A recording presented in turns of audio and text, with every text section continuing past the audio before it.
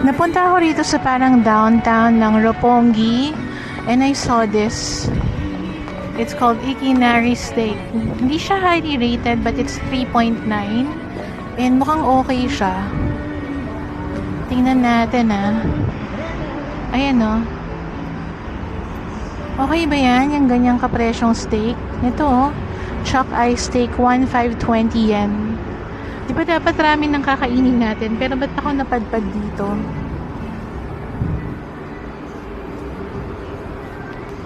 Subukan natin.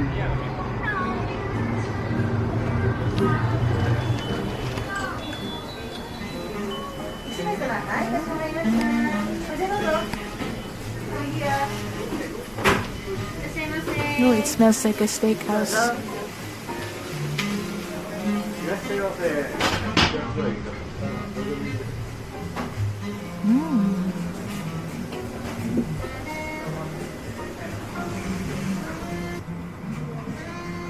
To order, you just have to scan. Tapos yung menu nila, nasa phone mo na. And it's already self-explanatory. So I ordered 150 grams of chuck eye steak plus a side menu na may rice, soup, and gulay. Let's hope it's good. Yung mga gamit dyan nilalagay yun. Tapos tinatakpan. And then, that's the kitchen. Mabait yung girl. Sabi niya, these are the dressings. 2 kinds of steak sauce. 2 kinds of dressing. Ito, pepper dressing. Onion dressing. Yuzu. Yung lemon nila dito. And then, ito. Ano to? Bib. So, let's wear that. And then, soup. Try the soup. Yung soup very light lang. Hindi ko alam kung anong klaseng soup siya. Para siyang para siyang bone broth. Nakabib tayo mga mami. Everyone's wearing it, so why not?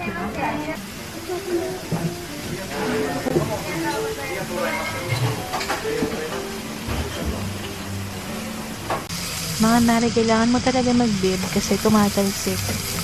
Mukhang masarap.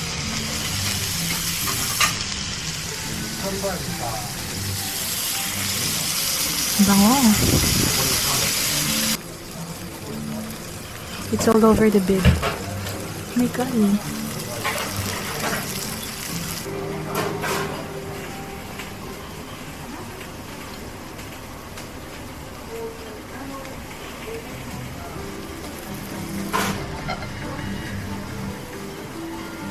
No sauce.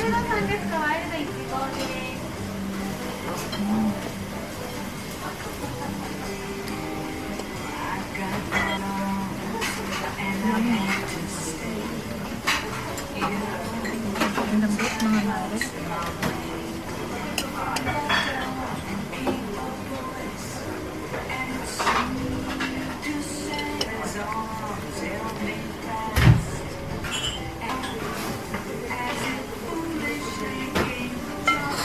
Let's try one of the steak sauces.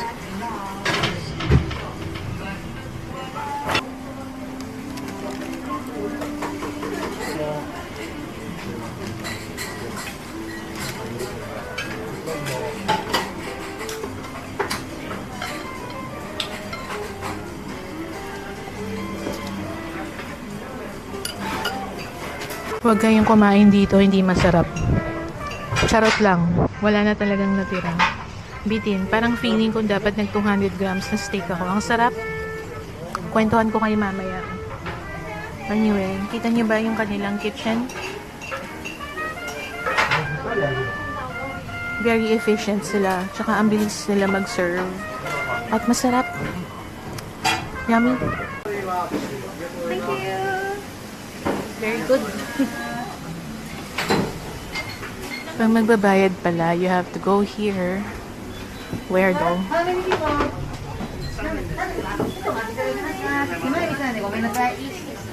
Okay. We'll pay. Thank you.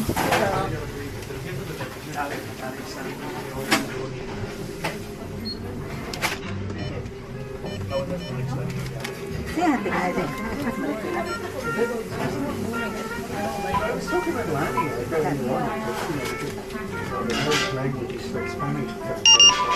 you. Thank you. Thank you.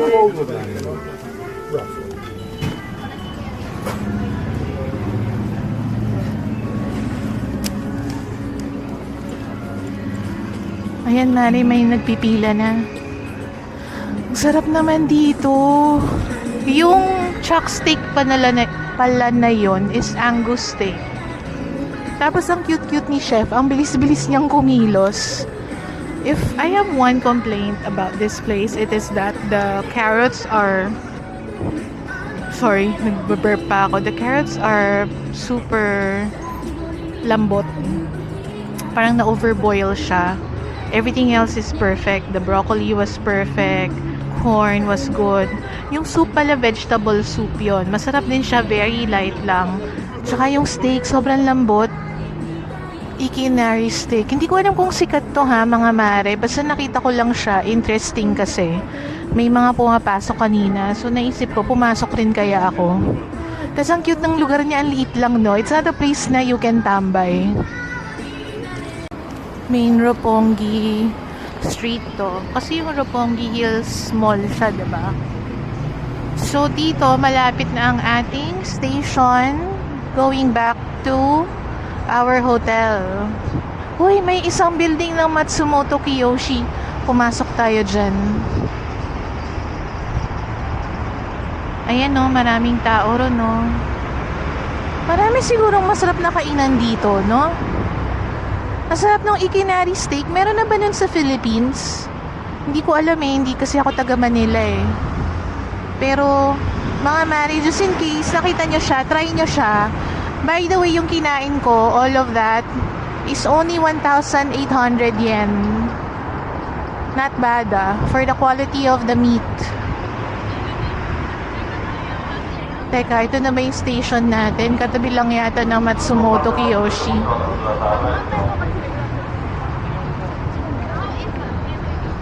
Mukhang interesting tong dessert place na to Ang cute. Yung Japan talaga pagdating sa presentation and packaging, no? Talagang isipin mo na ang worth it lahat ng binibili mo.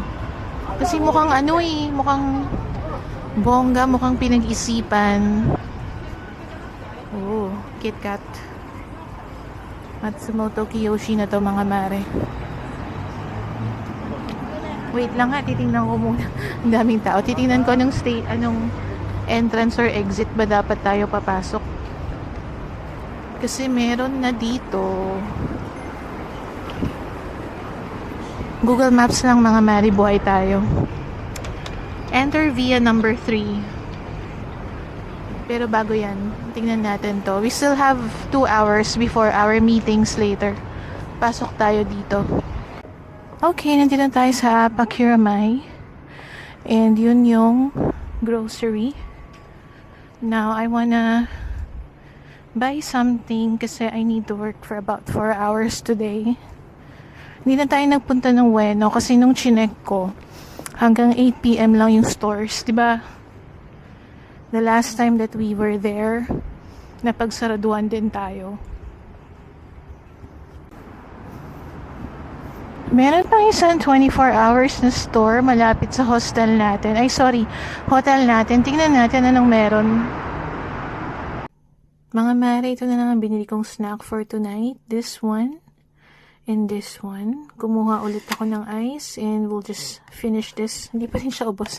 Hindi ko siya naubos kaninang umaga din eh. So, buti na lang we have a fridge. And that's gonna be my snack for tonight. If I get more hungry, because that could happen, then I'll just walk to 7-Eleven or to the grocery downstairs. If not, may daily Yamazaki. Mga both directions, 50 meters away lang. So, very convenient. Mga mare, ito yung sinabit nila sa pinto. So, they gave more supplies for us, including the body exfoliating towel. Tama ba yung pagkasabi ko na gusto ko? Mukha siyang rough, pero pag binasa mo na siya, it's so smooth and it's just good for the body. So, mauuwi ko to. Pwede ko pa naman gamitin yung ginamit ko kanina eh. Cotton, coffee, tea, new towels, new... Gosh, what do they call the robes? Hindi ryokan eh. Ryokan is the in. Basta, yung robes and that. So, itong supot na to, natatago ko to kasi nagagamit ko siya as a laundry bag when I travel. Sometimes, not all hotels I stayed in has plastic like this. Minsan, laundry bag na nauuwi ko rin. Pero iba kasi kapag plastic eh, mas nagagamit ko kunyari sa pool, sa beach, ganyan. Work break. Tingnan tong cup noodles nila. Ang daming laman. No? Pati yung garlic leeks or garlic leaves ba yan? Fresh na fresh. 146 yen lang to. By the way, ito masarap. Ano siya? Malagkit siya with slightly sweet na salty sauce. I don't know if you guys remember yung kinain natin last time sa 7-Eleven, pero nasa cup naman siya. Ito, para siyang nasa stick version nito. Hindi ko na microwave to. Feeling ko magiging sobrang malambot pag microwave. So, I'm just eating it like this. And I like it like that, na chewy lang siya.